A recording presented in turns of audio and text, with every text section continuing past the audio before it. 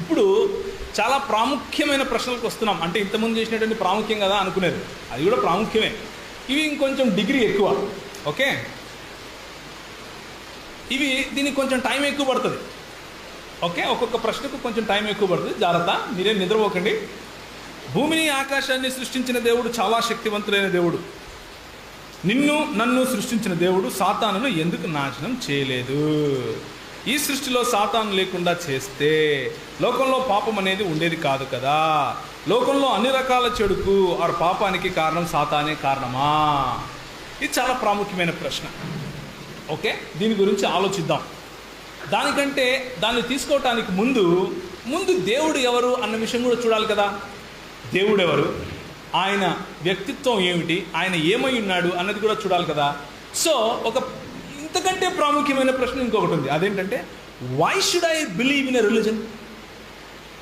అసలు నేను మతాన్ని ఎందుకు నమ్మాలి? Excellent question. So let's spend some time here. Okay, I don't believe in a religion as well. నాకు మతం అంటే పరమ చిరాకు. ఈ మతం చెప్పేటోళ్ళు వస్తారు చూసారా, వాళ్ళంటే పరమ అసహ్యం నాకు. మామూలు అసహ్యం కాదు, పరమ అసహ్యం. ఎందుకు అసహ్యం అంటే, మతం అంటేనే అలాంటిది. మతము మనకు రూల్స్ అండ్ రెగ్యులేషన్స్ పెట్టి దేవుని యొక్క అస్తిత్వము, దేవుని యొక్క వర్చస్సు, దేవుని యొక్క గుణలక్షణాలు, ఆయన యొక్క ఉనికికి భిన్నంగా మనకు నేర్పిస్తుంది. ఏది? ఆయన ఉనికికి భిన్నంగా మనకేం నేర్పిస్తుంది? మతం నేర్పిస్తుంది. మతం అన్నది ముఖానికి తొడుక్కునే ఒక మాస్క్. మతం వల్ల మనము నాలుగు కూడా గీసుకోలేం. అర్థమవుతుందా? మతం వల్ల మనం నాలుగు కూడా గీసుకోలేం. అంటే ఉదయాన్నే లేస్తేనే యాక్ అని మూస్తాం చూడండి, గీక్కుంటాం కదా ఒకటి ఏదన్నా పుల్లబెట్టి. దానికి ఉన్న విలువ కూడా లేదు మతానికి అని నేను చెప్పడం. మతం అన్నది శుద్ధ వేస్ట్. అది క్రైస్తవ మతమైనా కానీ శుద్ధ వేస్టే. ఎందుకు పనికిరాదు? ఎందుకంటే క్రైస్తవ మతం కూడా ఉంది ఈ లోకంలో. ఒక్కొక్కరు ఒక్కొక్క మతం కట్టేసుకుంటూ వెళ్ళిపోతున్నారు. అందులో క్రైస్తవ మతం కూడా ఒకటి. కానీ నేను ఇక్కడ నిలబడి మాట్లాడుతున్నది క్రైస్తవ మతం గురించి కాదు. పొరపాటు పడుతున్నారేమో. I want to differentiate myself. Okay, నన్ను నేను ప్రత్యేకపరచుకుంటున్నాను ఇక్కడ. ఏమని అంటే, నాకు క్రైస్తవ మతంతో పని లేదు. సోషల్గా, సామాజికంగా నేను నమ్మే విశ్వాసాలను గవర్నమెంట్ వాళ్ళు క్రైస్తవ్యం అని పిలుచుకుంటే నాకు ఇబ్బంది లేదు. నేనేం పట్టుకొచ్చుకుని దాని గురించి, నో ప్రాబ్లం. అట్లయితే ఓకే అంటాను. కానీ నేను ఆ మతాన్ని అనుసరించేవాడిని కాదు. నేను ఎవరిని అనుసరిస్తాను అంటే యేసు ప్రభువును అనుసరిస్తాను. యేసు ప్రభువు మతాన్ని స్థాపించడానికి రాలేదు. ఆయన తన గుణలక్షణాలను చెప్పడానికి, చూపించడానికి వచ్చాడు. ఆ మాట కొంచెం పక్కన పెట్టేసి ఇప్పుడు ఆలోచిద్దాం. అసలు మతము అంటే ఏంటి? మతము అంటే అర్థం ఏమిటి అంటే, ఒక ఒపీనియన్, ఒక ఆలోచన పద్ధతి, ఒక జీవన శైలి, లేకపోతే ఒక ఆలోచన సరళి, ఒక philosophy, collection of some ideas, collection of some constructive thoughts. దాన్ని మతం అంటారు. మత్ అంటే ఓటు అని అర్థం, లేకపోతే ఒపీనియన్ అని అర్థం. మతము అన్నదానికి కూడా అదే అర్థం. అంటే నేను ఒక భావజాలానికి, ఒక ఆలోచన పద్ధతికి, ఒక ఆలోచన సరళికి నేను కట్టుబడి ఉంటాను అని చెప్పటమే మతాన్ని అనుసరించడం అంటారు. ఇప్పుడు ఒక మాట చెప్దాం. Why should I believe in a religion అనేది కూడా ఒక మతమే. Is that an opinion or not? అవునా కాదా? అంటే ప్రపంచంలో ఏ మతం ఉండకూడదు అనటం కూడా ఒక మతమే. Because that's an opinion and you are committed to that. దాన్నే ఏథియిజం అంటారు, నాస్తికవాదం అంటారు. నాస్తికవాదం అన్నది కూడా ఒక మతమే. అయితే ఇప్పుడు మనం చూడాలి, ఏమని చూడాలి అంటే, ఈ రెండు మతాలలో ఏ మతం బెటర్? అంటే ఏ మతమును పాటించకూడదు అన్న మతం బెటరా, లేక దేవుడున్నాడు అన్న మతం బెటరా అన్నది మనం చూడాలి. ఏది లాజికల్ అని చూడాలి. నేను ఒక ఆబ్జెక్టును పైకి సిరేస్తే ఏమైంది? కింద పడిందా? దాన్ని ఏమంటారు? ఏమన్నారు? గ్రావిటేషన్ అన్నారు. గ్రావిటేషన్ అంటే గురుత్వాకర్షణ శక్తి. గురుత్వాకర్షణ శక్తి నేను ఇప్పుడు ఏమంటున్నానంటే నేను నమ్మను అంటాను అది ఉందని.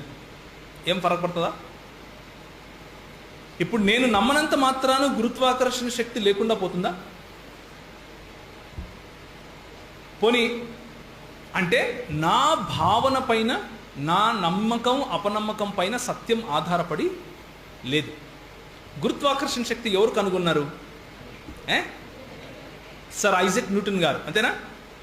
సర్ ఐజాక్ న్యూటన్ గారు గురుత్వాకర్షణ శక్తి ఉంది అని చెప్పక ముందు యాపిల్ కింద పడేదా పైకి వెళ్ళేదా?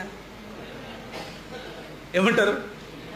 కిందనే పడేది. అంటే సత్యాన్ని మనం కనుగొనగలం కానీ సత్యాన్ని మనం సృష్టించలేం. నేను చెప్పే విషయాలు చాలా గంభీరమైనవి, కొంచెం జాగ్రత్తగా ఆలోచించాలి. ఓకే, సత్యాన్ని మనం కనుగొనగలం కానీ సత్యాన్ని మనము సృష్టించలేం. నెంబర్ 1. నెంబర్ 2, సత్యము సాపేక్షమైనది కాదు, సత్యము నిస్థిరమైనది తెలుగు భాషలో.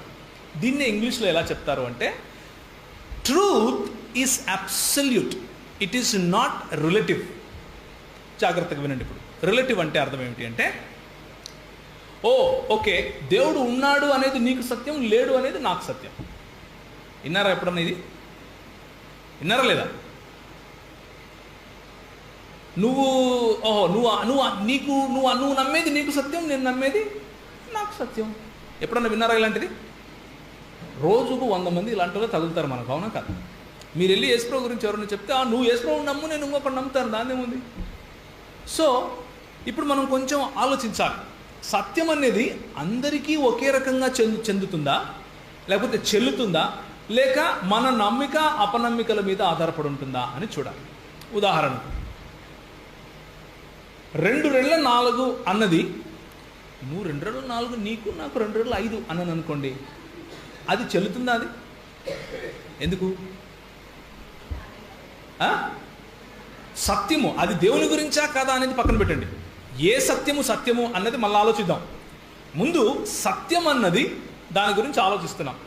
సత్యం అన్నది అందరికీ, అన్ని చోట్ల, అన్ని భావనలకు, అన్ని ప్రదేశాలలో, అన్ని కాలాలలో సమానంగా, సమతుల్యంగా అందరికీ చెందాలి అన్నది ఒక స్టేట్మెంట్. దీన్ని ఖండించి చూడండి, ప్రయత్నించండి.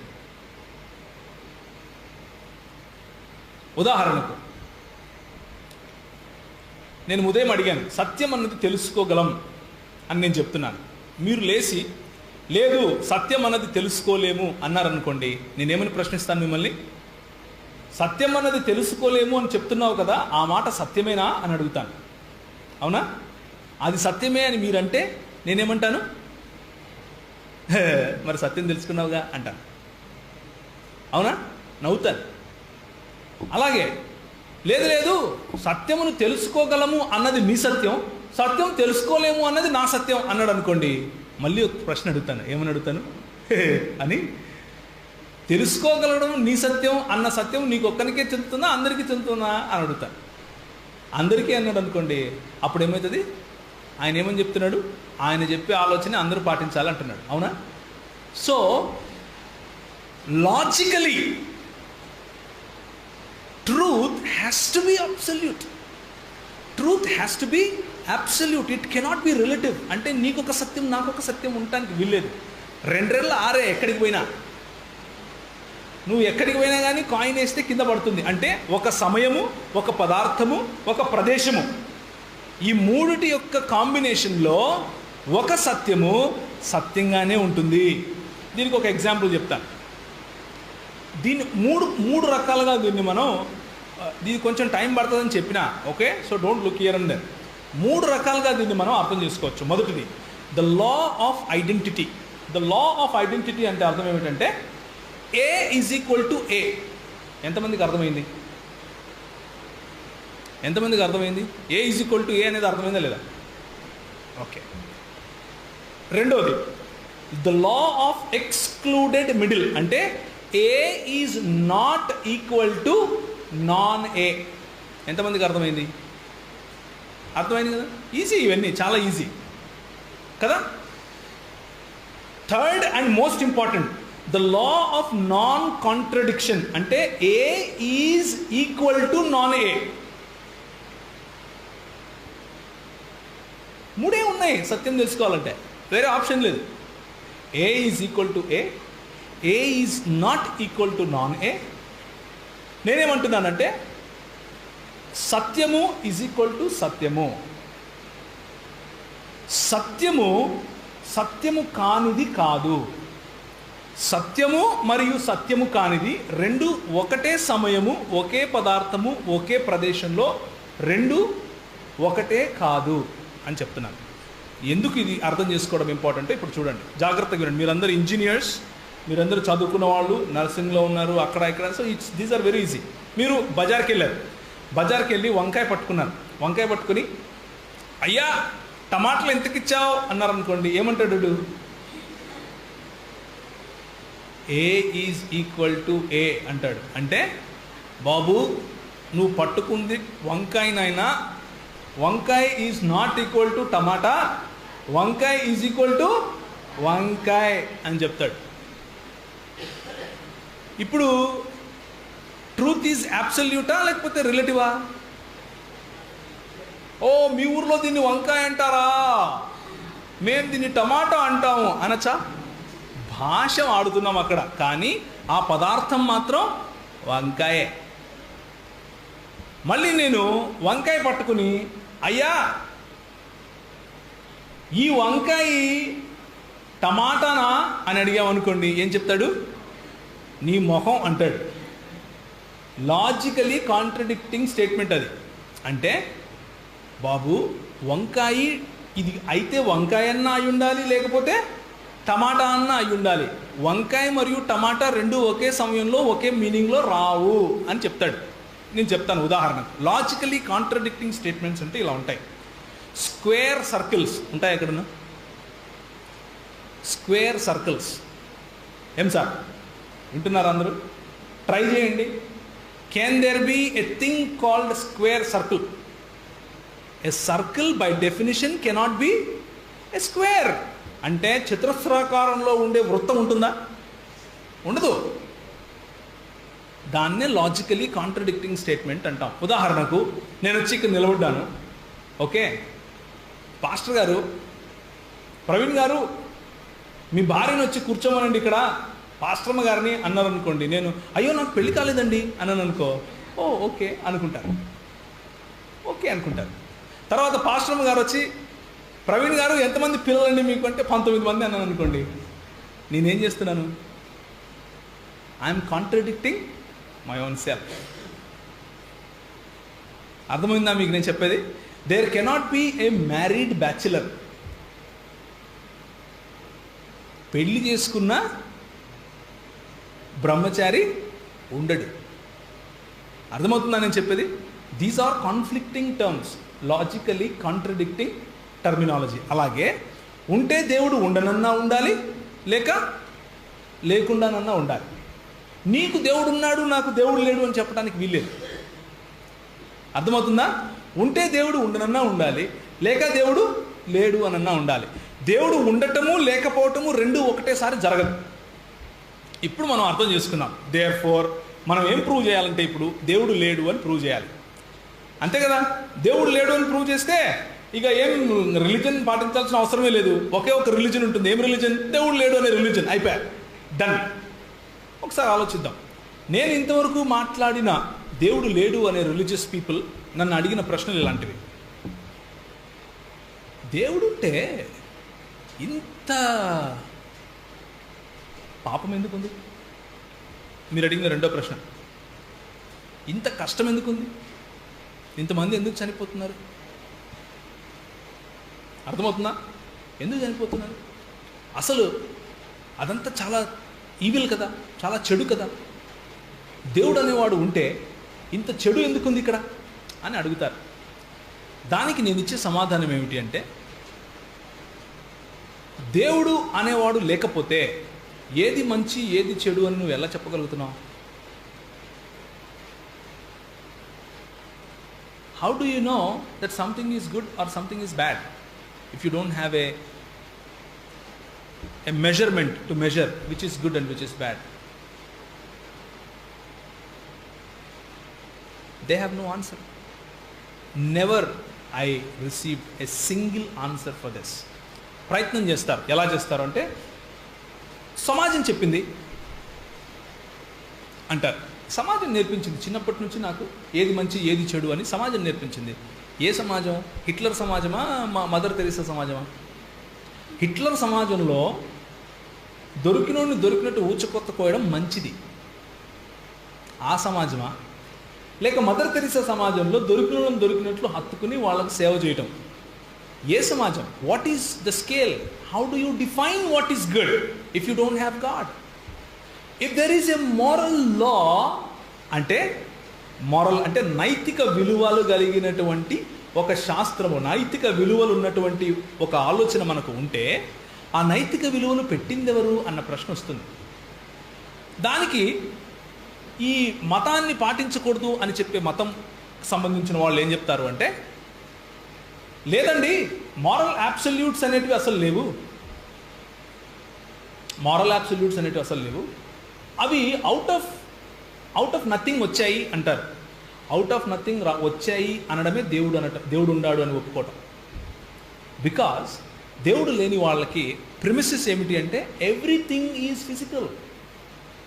పదార్థము మాత్రమే సత్యం, పదార్థం మాత్రమే లేకపోతే ఫిజికల్గా ఉన్నది మాత్రమే సత్యమైనప్పుడు how can you even question what is good and what is bad? అర్థమవుతుందా నేను చెప్పే ప్రశ్న? అర్థం కాలేదా?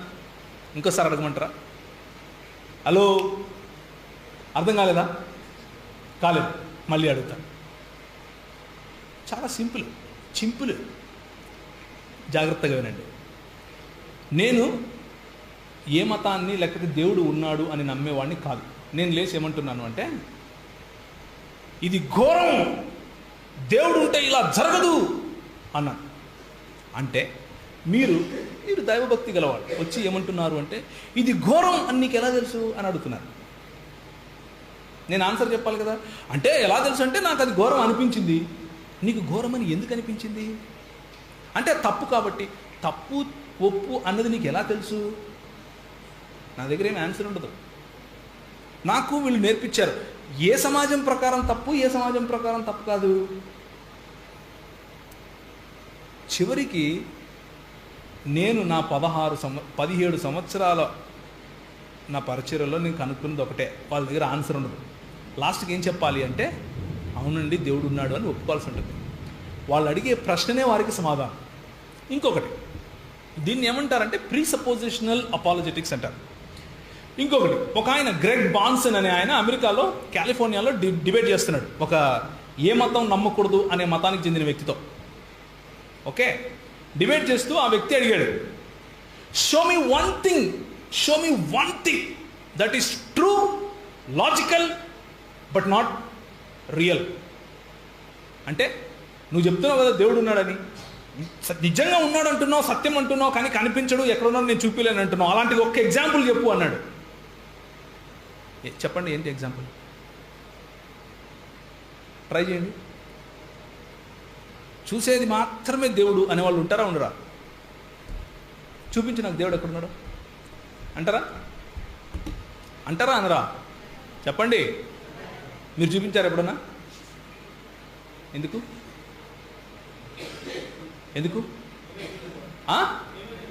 మీరే చూడలేదు కాబట్టి.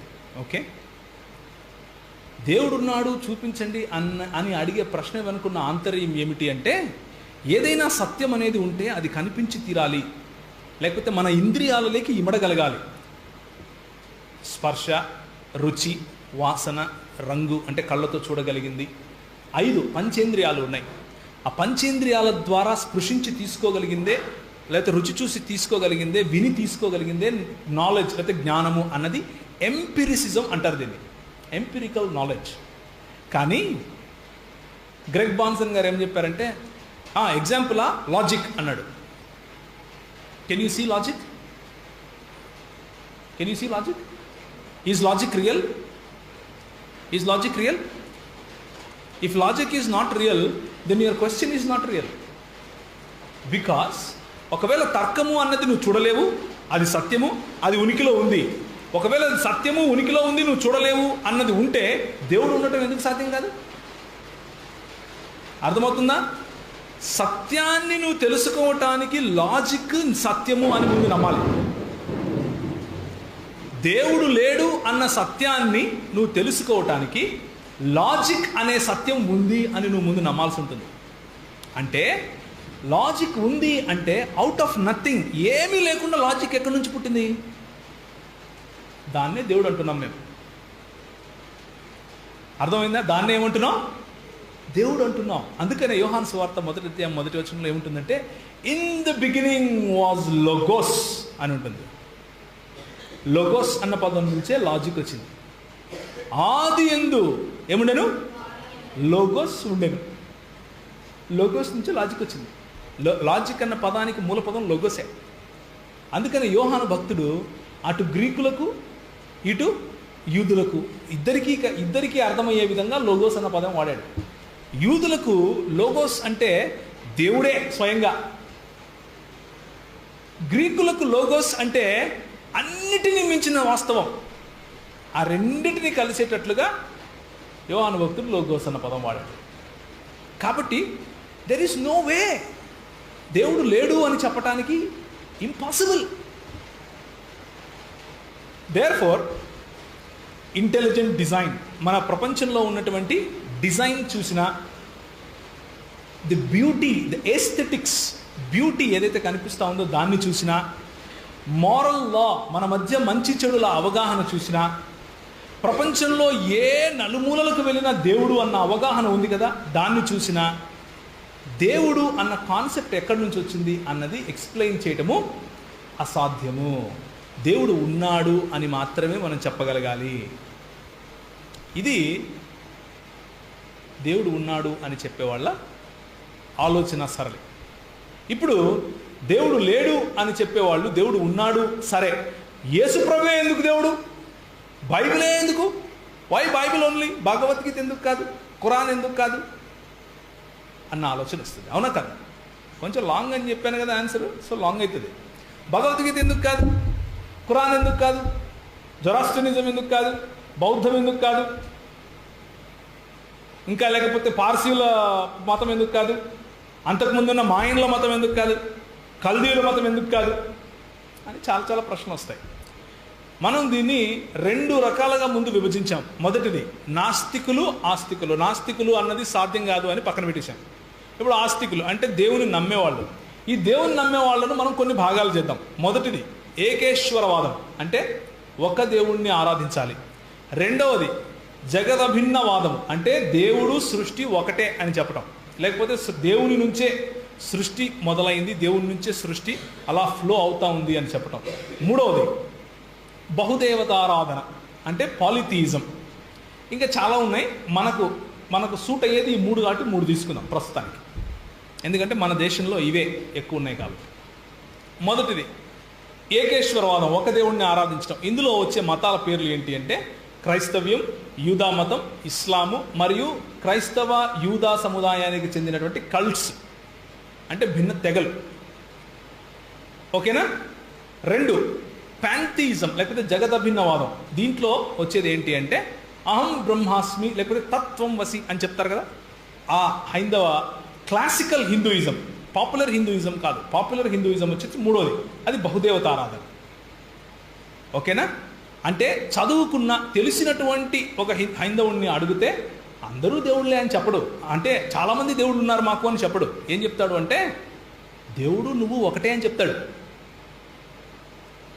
ఉదాహరణకు శ్రీ వివేకానందుడు, శ్రీ అద్వైత సిద్ధాంతాన్ని ప్రపోజ్ చేసినటువంటి శ్రీ శంకరాచార్యుడు, అలాగే రాధాకృష్ణ గారు, మన ఫార్మర్ ప్రెసిడెంట్ గారు, ఇలాంటి వాళ్ళందరూ కూడా అద్వైతం లేకపోతే ప్యాంథియిజాన్ని ప్రపోజ్ చేస్తారు. ఇప్పుడు ప్యాంథియిజం, పాలిథియిజం వర్సెస్ ఏథియిజంను చూద్దాం. 2 నిమిషాల్లో ముగిస్తాను. దేవుడు ఒకడే ఎందుకు అయి ఉండాలి అంటే, how many infinities can you think? How many infinities can you think? Do you see numbers? 1. If I say 1, what do you see? Where? How do you see 1? How does it look like? ఒకటి కనిపిస్తుందా? Are numbers real? Numbers అన్నవి నిజమేనా, సత్యమా? We don't know. Numbers are abstracts, concepts. అంటే మెటఫిజికల్ అంటారు, అంటే పదార్థానికి అవతల ఉన్నవి. అలాంటి వాటిల్లో ఇన్ఫినిటీ అన్నది కూడా ఒక మెటఫిజికల్ నంబర్. ఇన్ఫినిటీ అంటే ఏంటి? నిత్యత్వం. ఎన్ని నిత్యత్వాలు ఉంటాయి చెప్పండి? How many infinities is virtually a possibility? There can be only one infinity. Infinity plus infinity అన్న ఇన్ఫినిటీయే. నువ్వు ఇన్ఫినిటీతో మల్టిప్లై చేసిన ఇన్ఫినిటీనే వస్తుంది, డివైడ్ చేసిన ఇన్ఫినిటీ వస్తుంది, ఏం చేసినా ఇన్ఫినిటీ వస్తుంది. There is only one infinity. Therefore దేవుడు అనంతుడు అయితే ఒకటి కంటే ఎక్కువ ఉండటానికి వీల్లేదు. అర్థమైందా? సో బహుదైవారాధాన్ని పక్కన పెడదాం.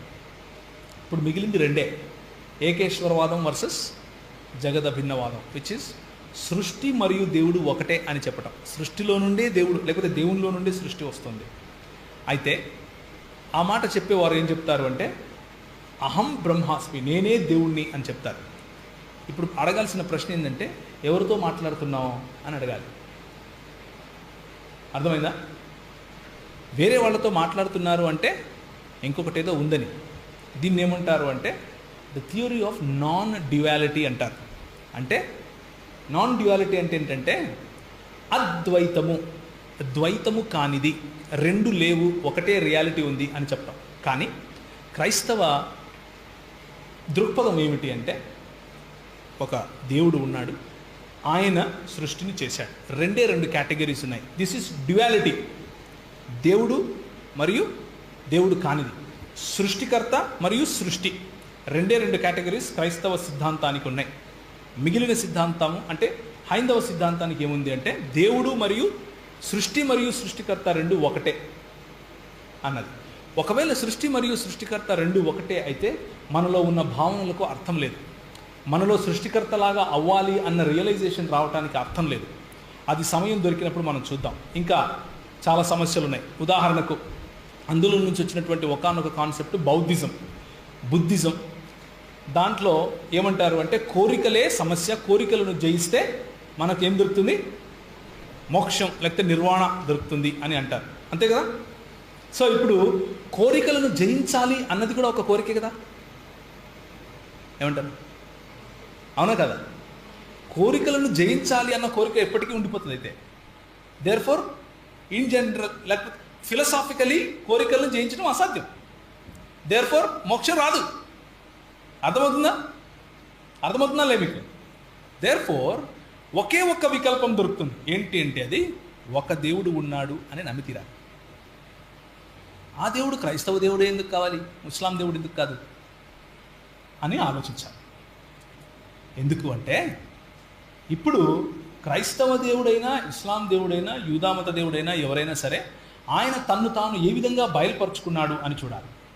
ఆయన బయలుపరుచుకున్న దాంట్లో ఆయన సర్వజ్ఞుడా, సర్వవ్యాప, సర్వము తెలిసి అంటే సర్వము చేయగలవాడా, ఆమ్ని బినవలెంట్ అంటే అన్నిటి యందు మంచితనము గలవాడా అని చూడాలి. క్రైస్తవ దేవుడు తప్ప, క్రైస్తవ్యంలో బైబిల్లో చెప్పినది ఈ దేవుడు తప్ప, ఇస్లాంలో ఉన్న దేవుడు సర్వశక్తిమంతుడు కాదు, సర్వజ్ఞుడు కాదు, సర్వవ్యాపి కాదు, సర్వమును ప్రేమించేవాడు కూడా కాదు. దేర్ఫోర్ మతాన్ని పాటించొద్దు, కానీ ఈ దేవుణ్ణి మాత్రం అనుసరించు, అది మంచిది. వేరే ఆప్షన్ లేదు. There is only one option. Either you accept this God are reject this God. You reject this God and he is so loving. ఆయన ఎంత ప్రేమమయుడంటే నువ్వు రిజెక్ట్ చేసినా కానీ ఆయన పట్టించుకోడు నిన్ను. నో ప్రాబ్లం అంటాడు. ఎందుకు అంటే హీ బిలీవ్స్ ఇన్ ఫ్రీడమ్. ఆయన స్వేచ్ఛయందు లేకపోతే స్వాతంత్రమందు ఆయన విశ్వాసం ఉంచుతాడు. కాబట్టే సాతానును ఇంకా చంపలేదు, వాడికి కూడా స్వాతంత్రం ఇచ్చాడు. ఆయన ప్రేమ ఎంత గొప్పది అంటే, వాడు సాతానుగాడు అలా చేస్తాడు అని తెలిసి కూడా వాడిని రోబోట్ లాగా చేయలేదు, స్వాతంత్రం ఇచ్చాడు. కాబట్టి ఈరోజు ఒకవేళ వాక్యం విని నీ మనసు కఠినపరుచుకున్నా, అయినా కానీ నేను ఈ దేవుడిని నమ్మను అని అనుకున్నా కానీ, ఈ దేవుడే నిజము అని 10 సార్లు చెప్పినా నువ్వు నమ్మకపోయినా కానీ, దేవుడు నీకు స్వాతంత్రం ఇస్తాడు. ఏ స్వాతంత్రం తెలుసా? ఆయన్ను త్రోసిపుచ్చే స్వాతంత్రం కూడా ఇస్తాడు. ఎందుకు అంటే ఆయన సార్వభౌమాధికారంలో కావాలనుకుంటే లాగి 2 కొట్టి నేను పట్టుకెళ్ళచ్చు, కానీ అలా చేయడు. ఎందుకు అంటే ఆయన గుణలక్షణం అలాంటిది.